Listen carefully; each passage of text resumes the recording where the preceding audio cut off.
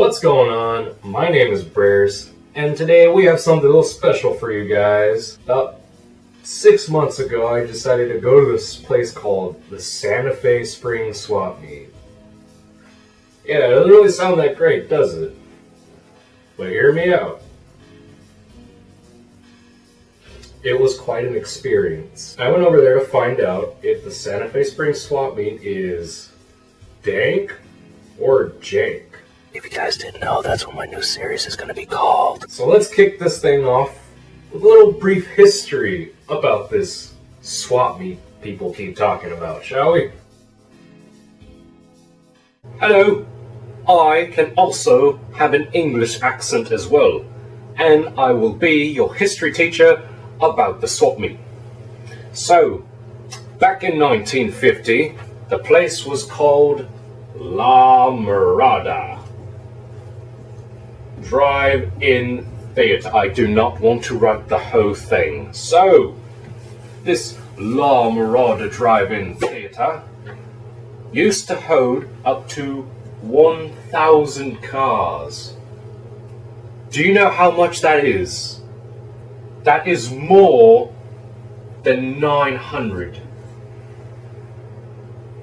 I'm not a mathematician or anything, but that more than 900 is amazing. In fact,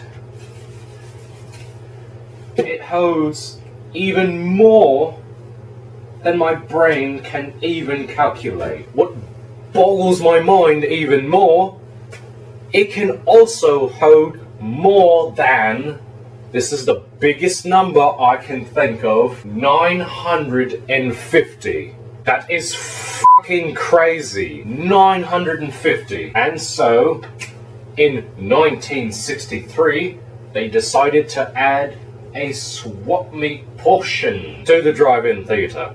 It's called the La Mirada Swapmeet during the daytime. Now, based on an extremely real statistic graph right here, the popularity of the Swapmeet back in 1960 went up, and the drive-in theatre portion went down. So sadly, in 1990, they had to completely wipe out the drive-in theatre portion and just made it a Swapmeet. During this change, they decided to call it the Santa Fe Springs Swapmeet and Drive-In Theatre. They still do the drive-in theatres during special occasions, but I have not seen them do shit since then. So we are just calling it the Santa Fe Springs Swapmeet. Back to you, you piece of shit. So when I got there, it only cost $1 to get in. It was a pretty good deal. I noticed a couple of pet stores there. Kind of unusual, but I went along with it. They sold pet birds and hamsters as well. I mean, not gerbils though. That shit is illegal in California. You know, maybe they might have snuck in a couple. Who knows? I don't know how they roll. Got their usual bootleg toys as well. Speaking of which, I know some of you guys have dealt with this when you were kids. Do you remember the time when you and your mom or dad went to the Swapmeet really early in the morning, and then you look at this cool toy and you just want it, you know, but your mom or dad just won't get it for you, and so you start crying and you start crying until you bother them so much to a point that they just say, "Fine, take the stupid toy. I bet you're gonna forget about it in the next week." So you get all happy and stuff. Woo! And you start playing the living crap out of it. About a week later, lo and behold, you either broke it, lost it, or you just don't like it anymore. Oh,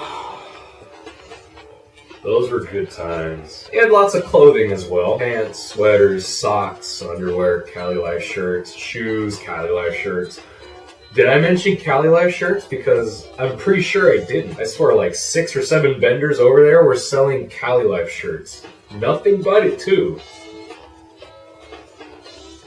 Nothing but. It's like if you forgot to go the first time, I'm pretty sure you'll find another store selling the same stuff. I mean, do we really need to know that we all are living the Cali life? I mean, we all live in California. There has to be two reasons for that. One, you really want everyone to know that you live the Cali life, or two, you just bought it because it was cheap. The food at the swap meet was actually pretty good. They varied for many things. They even had a taco truck as well. But the one thing I was really concerned about were the churros. See, back when I was a kid, the churros used to cost $1. When I got there, it was $2. Regardless, I still bought it, but sadly it didn't really taste that good. Maybe it was in there all day, who knows?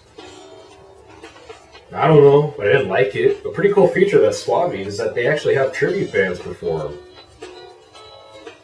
That's pretty cool, although some of the people are kind of whack. Oh yeah, I forgot, there's also a nighttime portion of it. What? Yeah, they have a nighttime portion of it. Man, that's crazy. I know, right? What kind of swap meet has a nighttime portion? So are you ready to see some footage of the swap meet at night? No. Ah, too bad. You're gonna see it anyway. Here it is. Swap meet at night? Yeah. At least one. It was the same. It was the same thing, except not all the shops were open. I think they really opened the swap meet at night just for the tribute bands, because a lot of them perform at night.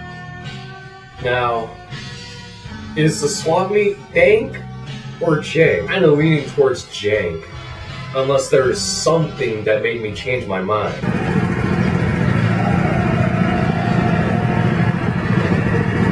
Doing a fucking go-kart course. That's amazing. Holy shit. I take everything back. That's fucking dang. Well, that's all for today. Be sure to like, favorite, and subscribe for more danky jankiness. My name is Brerce, and I'll see you some other time. Ciao.